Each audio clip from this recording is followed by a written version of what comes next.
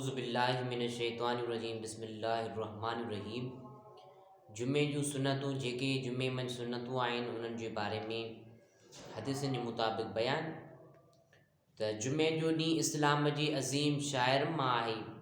जुमे जो इज्तिमा रहमत ऐं मग़फ़िरत जो वक़्तु हूंदो आहे। उन लाइ हर मुस्लमाननि खे हर जेको मुस्लमान आहे उन खे जुमे जे ॾींहुं किन ख़ासि शयुनि जो इतमाम करण जी तरग़ीब ॾिनी वई आहे। उन्हनि मां ख़ासि शयूं हे आहिनि। पहिरीं नंबर ते त बदन जे वधियल वारनि जी संवारत करणु, यानी वार जेके आहिनि ज़ेर नाफ़ जा या बग़ल जा उन जी संवारत करणु। नंबर 2 गुसल करणु। नंबर 3 अतर लॻाइणु। नंबर 4 नोह लाहिणु। नोह वॾा थी वञनि था त जुमे जे ॾींहुं लाहिण बि सुन्नत आहे। नंबर 5 नवां या धोतल पाक साफ़ कपिड़ा पाइणु।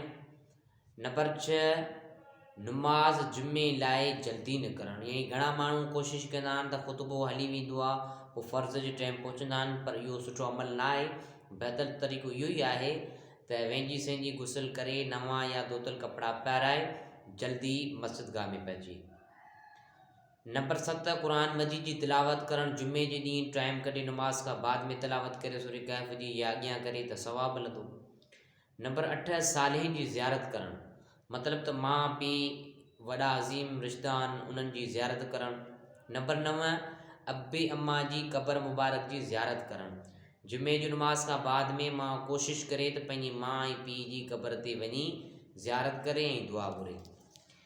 जुमे जो गुसल त हिकिड़ा चवनि था त जुमे जो गुसल सुन्नत आहे, के चवनि था वाजिबु आहे, के चवनि था फ़र्ज़ु आहे। पर हज़रत इमाम आज़म अबू हनीफ़ा रहमतुल्लाह अलैह जे मज़हब में मुस्तहब आहे गुसल करणु जुमे जो।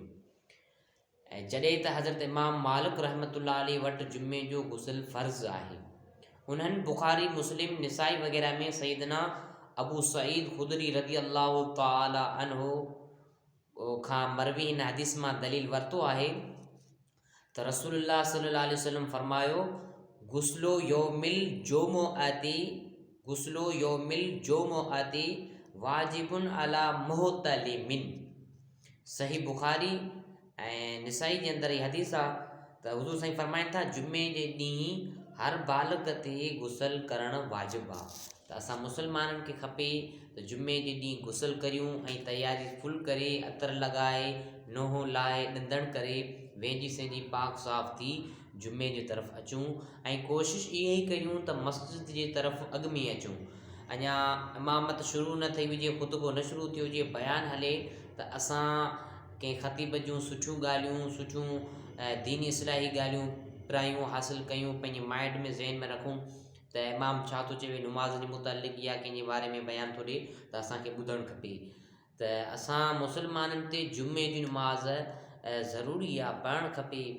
ऐं ॾिसो त जुमे जी नमाज़ ॾिसो त हुज़ूर साईं फरमाइनि था जंहिं ॼाणी वाणी 3 जुमा लाॻीता छॾिया उहो कुफर में शरीक थियण जो अंदेशो आहे। त असां मुस्लमाननि खे खपे जुमे जी नमाज़ न छॾियूं, भरपूर कोशिशि करियूं पंहिंजा दुनिया जा कमकार सभु कुझु छॾे करे पर जुमे जी नमाज़ अदा कयूं। जेकॾहिं एनी टाइम के मजबूरी हालत में XYZ थी वञनि थियूं मजबूरियूं, त जेकॾहिं जुमे जी नमाज़ निकिरी वञे थी, हाणे ॿी का मस्जिद में या ॿी का जॻह ते जुमे नमाज़ नथी थिए त उन जी जॻह ते ज़ोर नमाज़ तव्हां पढ़ी सघो था, त पोइ ज़ोर नमाज़ पढ़ो। अल्लाह पाक तव्हांजी ज़ोर नमाज़ क़बूल कंदो। ऐं जुमे जी तो ही वॾियूं फज़ीलतूं आहिनि, वॾियूं हदीसूं मौजूदु आहिनि। अल्लाह पाक असां मुस्लमाननि खे जुमे नमाज़ पढ़ण जी तौफ़ीक़ अता फ़रमाए। वमा अलैना इल्लल बलागुल मुबीन।